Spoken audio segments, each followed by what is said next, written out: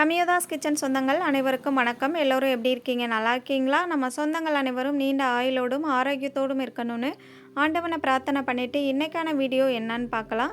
இன்றைக்கி ஆட்டுக்கறி சுவையில் முட்டையை பயன்படுத்தி ஒரு கிரேவி ரெசிபி தான் செய்து காமிக்க போகிறோம். மசாலாக்கள்லாம் எதுவுமே பயன்படுத்தாமல் ரொம்ப சிம்பிள் அண்ட் டேஸ்டியாக செய்து காமிச்சிருக்கோம். பிகினர்ஸ், வேலைக்கு போகிற பெண்கள் எல்லாத்துக்குமே இது ஒரு சூப்பரான ரெசிபின்னே சொல்லலாம். அந்தளவுக்கு ஒரு ஈஸியான மெத்தடில் செய்து காமிச்சிருக்கோம். வீடியோவை ஸ்கிப் பண்ணாமல் முழுமையாக பார்த்துட்டு வாங்க. ரொம்பவே டேஸ்டியான இந்த முட்டை கிரேவி சப்பாத்தி, பூரி, புலாவ், ஈவன் சாதத்துக்குமே ரொம்ப சூப்பரான காம்பினேஷன்னே சொல்லலாம். இதை பண்ணுறதுக்கு ஃபஸ்ட்டு ஒரு மிக்ஸி ஜார் எடுத்துக்கோங்க. அதில் ஒரு கைப்பிடி அளவு கொத்தமல்லி இலைகளை ஒன்று பாதியமாக பிச்சுட்டு சேர்த்துக்கோங்க. நல்லா ஃபைன் பேஸ்ட்டாக அரைஞ்சி வரணும். அதுக்காக தான் நம்ம அந்த ஸ்டெப்பை ஃபாலோ பண்ணிக்கிறோம். கூடவே ஒரு 4 துண்டு போல் இஞ்சி, 5-6 பல் பூண்டு, 4 பச்சை மிளகாய், 2 மீடியம் சைஸ் பெரிய வெங்காயத்தை நல்லா தோலெல்லாம் நீக்கிட்டு ஒன்று பாதியமாக கட் பண்ணிவிட்டு சேர்த்துக்கோங்க. இது கூடவே ஒரு 1/2 டீஸ்பூன் அளவு மிளகு, 1/2 டீஸ்பூன் அளவு சீரகமும் சேர்த்து அரைச்சி எடுத்துக்கோங்க. நல்லா ஃபைன் பேஸ்ட்டாக அரைச்சி எடுத்துகிட்டு வர மாதிரி பாருங்கள். இதுக்கு நமக்கு தண்ணி தேவைப்படாது. உங்களுக்கு ஒருவேளை தண்ணி தேவைப்பட்டுச்சு அப்படின்னா கொஞ்சமாக தண்ணி சேர்த்து தாராளமாக அரைச்சி எடுத்துக்கலாம். பாருங்கள், இந்த அளவுக்கு அரைச்சி எடுத்துகிட்டு வந்ததுக்கப்புறமா இதை ஒரு ஓரமாக வச்சுருங்க. ஒரு கடாயில் ஒரு 5லேருந்து 6 டேபிள் ஸ்பூன் போல் ஆயில் சேர்த்துக்கோங்க. நான் இன்றைக்கி நல்லெண்ணெய் தான் பயன்படுத்தியிருக்கேன். நீங்கள் உங்களுக்கு விருப்பமான எந்த ஆயில் வேணாலும் சேர்த்துக்கலாம். ஆயில் நல்லா ஹீட் ஆகி வந்ததுக்கப்புறம் ஒரு 2 மீடியம் சைஸ் வெங்காயத்தை நல்லா பொடுசாக கட் பண்ணிவிட்டு சேர்த்துக்கோங்க. வெங்காயம் சீக்கிரமாகவே வதங்கி பொன்னிறம் மாறி வரணும். அதுக்காக ஒரு 1/2 டீஸ்பூன் அளவுக்கு மட்டும் உப்பு சேர்த்துக்கலாம். சேர்த்துட்டு இதை நல்லா கலந்து விட்டுக்கோங்க. வெங்காயம் நல்லா முழுமையாக கலர் சேஞ்ச் ஆகி வரட்டும். நல்லா கோல்டன் ப்ரௌன் கலர் வரட்டும். பாருங்கள், இந்த அளவுக்கு வதங்கி வந்ததுக்கப்புறமா நம்ம இது கூட தக்காளியை சேர்த்துக்கலாம். நான் ஒரு 2 மீடியம் சைஸ் தக்காளியை எடுத்து பொடுசாக கட் பண்ணி வச்சுருக்கேன். அதையும் இது கூடயே சேர்த்து நல்லா வதக்கிக்கலாம்.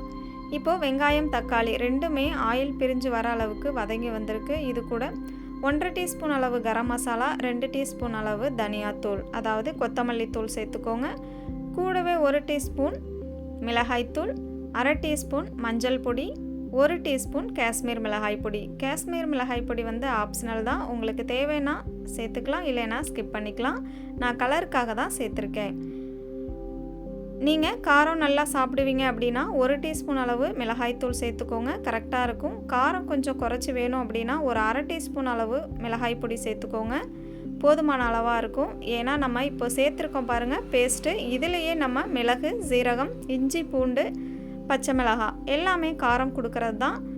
அதனால் நீங்கள் மிளகாய்த்தூள் கூடவோ குறைச்சோ சேர்த்துக்கோங்க. இப்போ நம்ம அரைச்சி வச்சுருந்த பேஸ்ட்டை சேர்த்துட்டு நல்லா இதை கலந்து விட்டு வதக்கிக்கிட்டோம். பாருங்கள், ஸ்டவ்வை லோ ஃப்ளேமில் வச்சுட்டு நல்லா முழுமையாக கலர் சேஞ்ச் ஆகிற அளவுக்கு வதக்கி எடுத்துக்கோங்க. நம்ம மிக்ஸி ஜாரில் அரைச்ச பேஸ்ட்டு நல்ல பச்சை கலரில் இருந்தது இல்லையா? இப்போ பாருங்கள், நல்ல கலர் முழுமையாக மாறி வந்திருக்கு. அந்தளவுக்கு நீங்கள் வதக்கி எடுத்துக்கணும். ஆயிலும் முழுமையாக பிரிஞ்சு வரணும். அப்போ தான் கிரேவியோட ஸ்ட்ரக்சர் ரொம்பவே சூப்பராக இருக்கும், டேஸ்ட்டும் நல்லாயிருக்கும். இப்போது ஜாரை அலசிட்டு தேவையான அளவு தண்ணி சேர்த்துக்கலாம். நான் இன்றைக்கி சப்பாத்திக்கு செய்ய போகிறதுனால ரொம்ப திக்காக, அதாவது கிரேவி கன்சிஸ்டன்சிக்கு செய்ய போகிறேன்.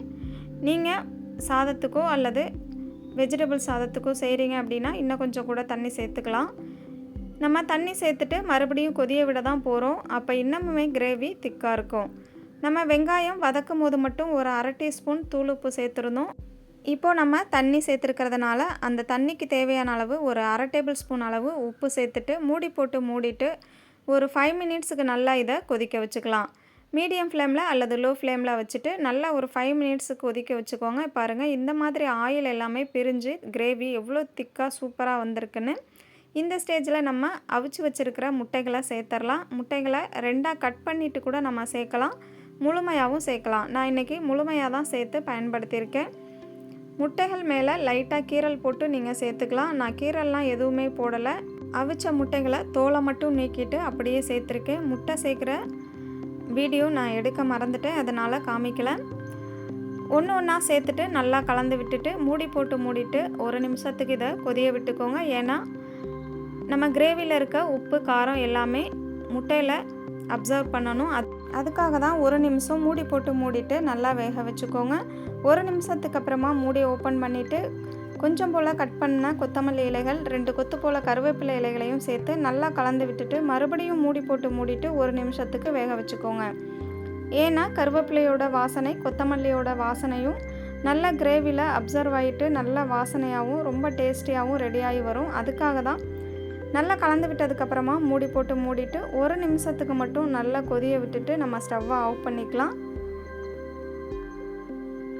பாருங்கள் கிரேவி எவ்வளோ சூப்பராக எவ்வளோ ஸ்ட்ரக்சராக கலர்ஃபுல்லாக வந்திருக்குன்னு. நம்ம மசாலாக்கள் எதுவுமே அதிகமாக சேர்க்கலை, கரம் மசாலா மட்டும்தான் சேர்த்துருந்தோம். ரொம்ப டேஸ்டியாக இருந்தது. அதுவும் சப்பாத்திக்கு ரொம்பவே சுவையாக இருந்துச்சு. இப்போ 1 நிமிஷத்துக்கு அப்புறமா நம்ம ஸ்டவ்வை ஆஃப் பண்ணிக்கலாம். எவ்வளோ சூப்பராக ஆயில் பிரிஞ்சு நல்லா கலர்ஃபுல்லாக வந்திருக்குன்னு பாருங்கள்.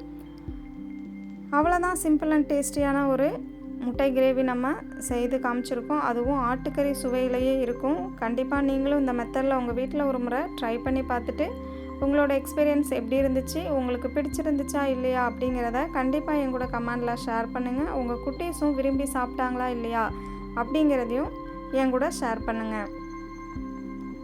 இந்த வீடியோ பிடிச்சிருந்துச்சு அப்படின்னா உங்களோட ஃபேமிலி அண்ட் ஃப்ரெண்ட்ஸுங்களுக்கும் ஷேர் பண்ணி விடுங்க. தேங்க்யூ.